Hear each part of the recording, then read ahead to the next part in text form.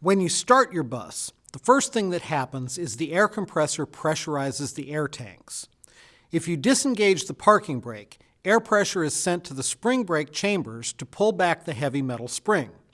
This allows the brake pads to relax so the wheels can move. As you drive, if you step on the service brake, air pressure is sent to the brake chambers and mechanical linkage forces the brake pads against the insides of the bus's wheels, causing the bus to slow down or stop. However, if you lose air pressure or it becomes too low, the spring brake chambers will not be able to hold back the springs, and then the pads would be applied and the bus would stop. Now, I've heard many times people say the brakes have failed. Is it possible for air brakes to fail? Well, yes and no. If the brakes were out of adjustment so that the pads were worn down and too far from the disc or drum, then the spring would not be able to push them far enough to reach the disc or drum, and the bus would either slow down slowly or not at all. So yes, if the brakes are mechanically out of adjustment, then they could fail. Also, if the brakes are held down for too long, as in a long downhill scenario, it would cause them to get too hot, causing brake fade, where the pads no longer have adequate friction against the drums to slow the vehicle. However, they can't fail due to air pressure. If air pressure reduces or escapes, the spring brake automatically engages and the bus stops. If the air pressure goes too high, a relief valve releases the excess. As a driver, the only way you can determine that the brakes are getting out of adjustment is if you feel a change in the stopping power. If this occurs, have the shop check the adjustments immediately. It's important to keep an eye on the air brake system, and on the dashboard there are gauges that monitor air pressure.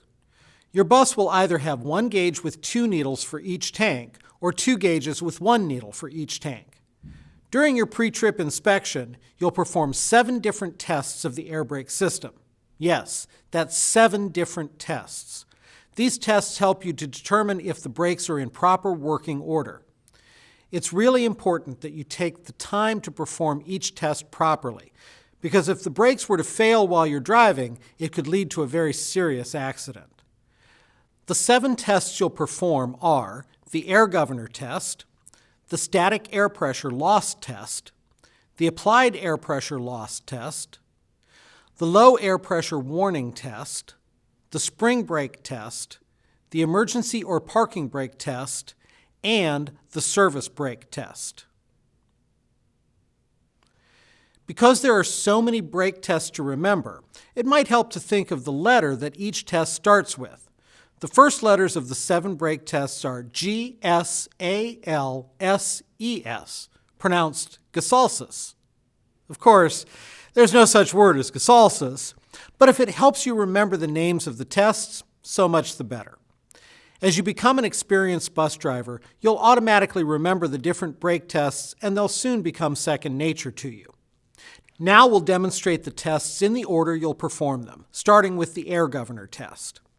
The air governor regulates the amount of air pressure going into the air system's tanks. If there wasn't a governor, the air compressor would keep pumping air into the tanks and the tanks would eventually explode. The governor cuts in and cuts out to regulate the air pressure. Cut in is when the governor starts to allow air to be sent to the tanks. Cut out is when the governor senses that there's enough air pressure in the tanks and stops the air compressor from sending more air to the tanks. You'll test the air governor during the pre-trip inspection to make sure it cuts in and out at the right pressures. Just follow these steps. First, start the engine with the parking brake engaged. Second, observe the air pressure gauge. If the pressure is stable, at or near 115 psi or higher, then proceed to step number 3. However, if the air pressure is increasing, allow the air pressure to build until the governor cuts out. This happens at about 120 psi and no higher than 130 psi. You'll hear a short discharge of air when this happens. Step 3. Reduce the air pressure by pumping the brake a few times. As the air pressure begins to drop to 85 psi, pause for a few seconds between each pump. The air governor should cut in and start resupplying air to the tanks when the pressure drops to below 90 psi. You can see the air pressure start to increase on the gauges. The last step in the air governor test is to stop pumping the brake and allow the system to refill the air tanks until the governor cuts out.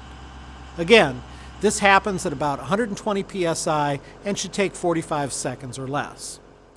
The second brake test you'll perform during pre-trip inspection is the static air pressure loss test.